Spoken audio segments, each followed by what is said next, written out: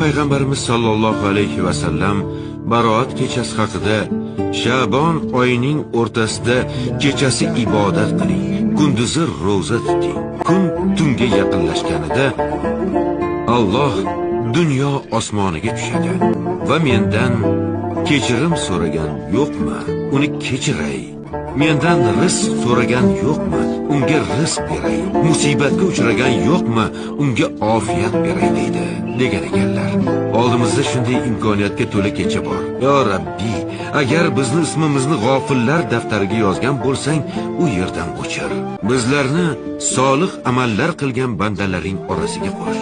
Bizlarni senga oshiq bo'lgan bandalaring daftariga yoz. Ertaga huzur mahsharda baroatimizni qo'limizga oladiganlardan qil. Yo Rabbiy, sen Rohimsan, Rahmonsan, G'ofursan, Hakimsan, Azizsan.